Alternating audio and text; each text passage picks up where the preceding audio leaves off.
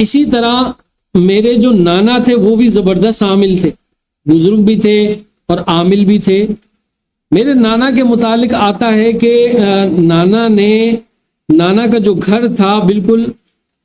کریم ابا کے گھر کے بالکل سامنے میرے نانا کا گھر تھا۔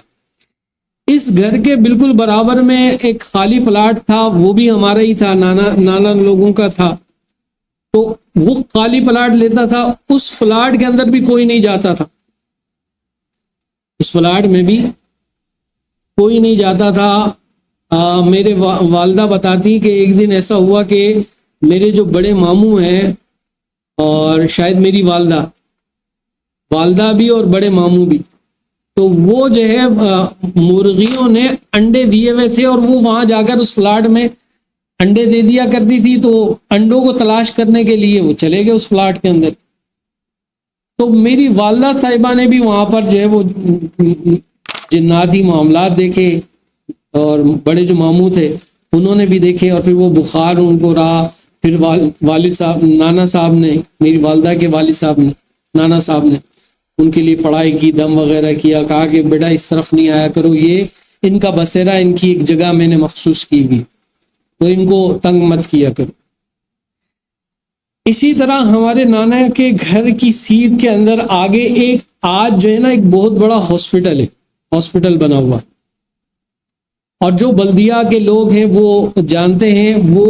جہاں ہاسپٹل بنا ہوا ہے اکبر گراؤنڈ کے بالکل سامنے،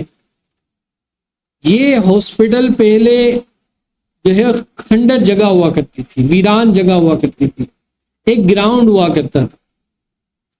اور آج بھی جو لوگ وہاں کے رہائشی ہیں وہ جانتے ہیں، اس کو ونڈا کہا کرتے تھے، اس جگہ کا نام ونڈا سے مشہور تھا۔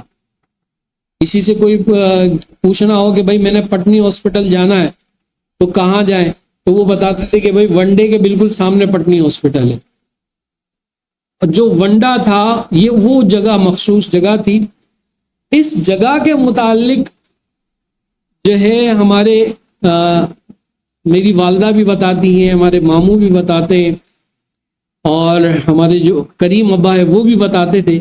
کہتے تھے کہ کامران تمہارے نانا بڑے کمال کے بزرگ تھے، اور بڑے صاحب کمال اور صاحب تصرف بزرگ تھے، اور بڑا اختیار رکھتے تھے جناتوں کو قابو کرنے پر۔ تو میں نے پوچھا کیسے؟ کہا وہ ایسے کہ اس ونڈے کے اندر، یہ جو ونڈا ہے، یہ جو جگہ ہے، یہ گراؤنڈ جو ہے، یہ پہلے کے زمانے میں یہ جناتوں کا یہاں پر ایک شیش محل ہوا کرتا تھا، اور اس شیش محل کے اندر ایک رانی تھی، جنات میں سے تھی، تو اس کا نام بھی جو ہے وہ جانتے تھے، ہمارے جو گھر والے وہ بتاتے ہیں رتن بائی اس کا نام تھا۔ تو وہ جو رتن بائی تھی وہ شیش محل کی رانی کے نام سے وہ مشہور تھی۔ اب اس رتن بائی کے بھی اس طرح کے واقعات ملتے ہیں کہ وہ ونڈے سے ایک مخصوص وقت میں، رات کے وقت میں وہ نکلا کرتی تھی، اور اس بلدیہ کے جو چند گلیاں ہیں اس کا چکر لگاتی تھی، اور پھر واپس اس ونڈے میں آ کر غائب ہو جاتی تھی۔ اب لوگ اس کو الگ الگ نام سے جو ہے وہ جانتے تھے، کوئی کہتا تھا کہ یہ کالی چڑیل ہے، کوئی کہتا تھا یہ کوئی سایہ ہے کسی کا، کوئی کہتا تھا کہ یہاں کسی عورت کو جو ہے وہ قتل کیا تھا تو اس کی جو روح ہے وہ بھٹک رہی ہے، یا اس کا جو ہمزاد ہے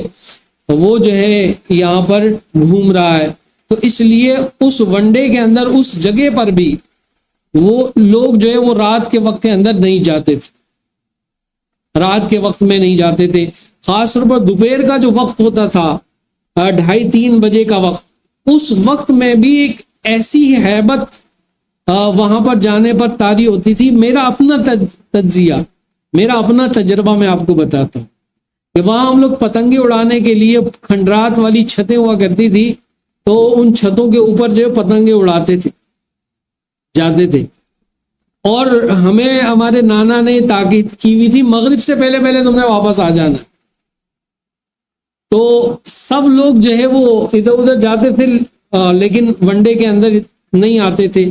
ڈرتے تھے آنے سے۔ ہم لوگ چلے جاتے تھے. کیوں چلے جاتے تھے؟ کیونکہ ہمارے پیٹھ پیچھے ہمیں پتا ہوتا تھا کہ ہمارے نانا ہے نا، ہمارے نانا ہے. اور یہاں جو شیش محل کی جو رانی ہے رتن بائی، اور بقول میری والدہ کے کہ بہن بنایا ہوا تھا، یعنی کہ وہ اپنے آپ کو میرے نانا کی بہن کہتی تھی کہ میں تمہاری بہن ہوں، اور میں تمہارے بچوں کو اور تمہارے خاندان کو کوئی بھی تکلیف نہیں پہنچاؤں گی. تو میرے نانا کہتے ہیں کہ جب اس نے یہ بات کی کہ میں تمہاری بہن ہوں، تو نانا نے اس چیز کو دیکھتے ہوئے کہا کہ اگر تو مجھے اپنا بھائی مانتی ہے تو پھر ایک کام کر، آج کے بعد جو ہے نا تو نے یہاں باہر جو ہے آ کر اپنا آپ ظاہر نہیں کرنا اور لوگوں کو تکلیف نہیں دینی ہے، اذیت و تکلیف نہیں پہنچانی ہے. باہر آ کر تیری حدود یہیں پر ہے، تو بس یہاں پر اپنا جو بھی ہے آنا جانا وہ رکھ، باہر نہیں آنا. کیونکہ باقاعدہ باہر لوگوں نے دیکھا اس،